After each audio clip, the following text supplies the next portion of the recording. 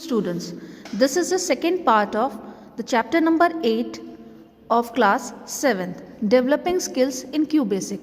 Now, let's come to the next two programs of the input statement. Let's start with our first program. Here we have to find the simple interest. We all know the formula for simple interest, principal into rate into time by 100, and we have to find the amount also. So here amount equals to principal plus simple interest. Now children, in the previous programs I have done what? Enter principal, I have used the numeric value for P. Again in the next statement I have used input enter rate.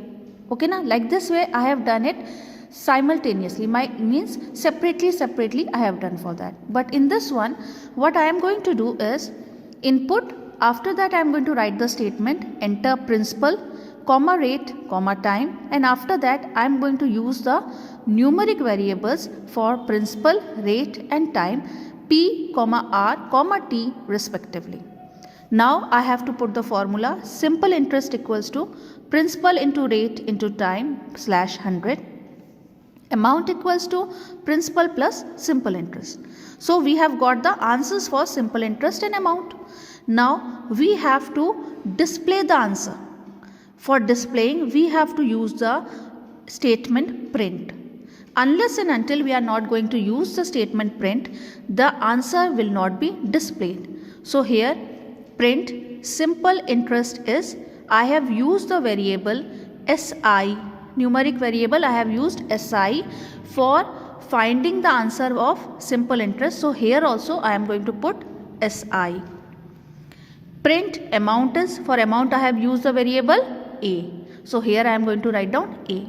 Children, if you are going to write any other variable apart from SI or A, the answer will not be displayed. So whatever the variable we have used for storing the value of simple interest and amount, the same variable we have to use while using the print statement. I hope it is clear. Now for finding the output we have to press the function key F5. Now coming to the output, we have pressed the F5 function key. Now as we are going to press the F5 function key, enter principal, comma rate, comma time with a question mark will be coming on the screen. Why question mark? Because we have used the input statement, and after the input statement I have used the same statement enter principal, comma rate, comma time, which will be printed on the output screen as it is. After that we have to place or put the values of principal. I have taken the principal to be 1000. After that we have to put the comma. I have put the rate to be 5 and the time to be 3, and these I have put on my own from the keyboard. 1000, 5, 3. As soon as I am going, after the entering the values, I am going to press the enter key. So automatically simple interest will be coming to be 150 and amount to be 1150. It will be executed. Why? Because we have taken or we have put the formula in the program itself. Computer is a binary machine. So we have to put the formulas as it is. If there is a wrong in the formula, the output will be different. I hope it is clear to you all. Now coming to the next program children, here we have to find the area and perimeter of a rectangle. Okay. So here first we have to write down CLS. After that input, enter length, comma breadth of a rectangle. Here also children, length and breadth I am going to write it down in a single statement by taking the different numeric variables. I have taken the variable to be L for length, B for breadth. I have put the formula area equals to length asterisk B. Why B asterisk? You know it very well, because the symbol for multiplication in QBasic is asterisk. Perimeter equals to 2 asterisk L plus B. L plus B has to be written in the bracket. Print area is, I have taken the name, or you can say the numeric variable for area to be area only, and for perimeter I have taken to be perimeter only. So the same thing I have written over there. I hope this part is clear. Now for finding out the answer, as usual we have to press the function key F5. One more thing children, if you are doing the program in the laptop, so along with the F5 function key, you have to press the shift key also, shift plus F5 to get the output. Now welcome to the output screen once again. So here on the output screen it will be displayed enter length, comma breadth of a rectangle, after that a question mark. We all know why there is a question mark, because we have used the input statement. Length is obviously longer than breadth, so I have used the value of length to be 10, comma 3. Breadth is comparatively smaller. Area will be 30 and perimeter will be 26. I hope all the input statement program, basic input statement programs are clear to you. Now we are going to come to the part of conditional statements. Now coming to the conditional statements in basic. Suppose you want to go outside to play with your friends and you seek permission from your mother.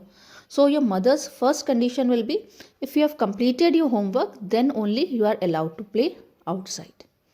Similarly, a computer also performs conditional tasks. But a computer can't make any decisions unless and until we instruct the computer to do so. So this type of decision can be made by a computer in the many ways. So the first thing is if then statement. Second, if then with else statement. Third is if then else, if with else statement. So the first is if then statements. The if and then statement are used to check a condition and then perform the task based on the given condition. Like if the condition is true, then you have to perform the task. Okay. Now coming to the second part, and that is if then with else statement. To understand it better, let's start with the program. Here starts the first program with the if, then and else. Now children, here first of all we have to input a number by taking a numeric variable a. Now comes the condition. If a is greater than 0. Obviously, according to the maths also we know that when a number is greater than 0, that number is known to be a positive number, else it is known to be a negative number. Now comes enter a number a. After that we have to specify the conditional statement if. If a is greater than 0, then the statement will be printed number is positive. If the conditional statement turns out to be wrong, then automatically it will be transferred to the else part, that is it will be printing number is negative. Now one more thing, whenever we are using the if conditional statement, then before the end statement we have to mention end if. Now welcome to the output screen children. Obviously after pressing the F5 function key, there will be coming enter a number, after that there will be a question mark, because after the input statement we have written enter a number. I have inputted 7, which is a positive number. So according to the condition children, then output will be coming to be number is positive. In case we have put a negative number like -5, -7 or something like that, then automatically the output will be coming to be number is negative. Let's start with our second program. CLS input enter two numbers a, b. We have taken two numeric variables a, b respectively. We all know if the first number is greater than the second number, then it will be printing a is greater, else automatically it will be printing b is greater. Now how to write it down in the form of a QBasic statement? CLS input enter two numbers a, b. If a greater than b, then it will be printing the statement a is greater, else automatically it will be printing b is greater.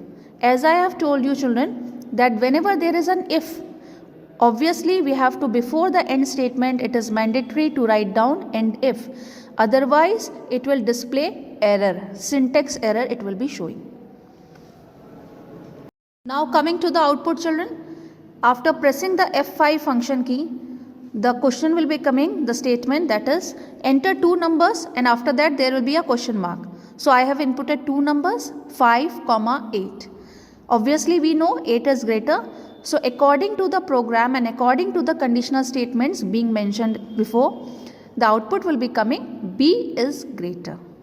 I hope these two programs are clear. So for the next two programs, or for the next other than multiple conditional programs, I am going to show you a different video. Thank you children.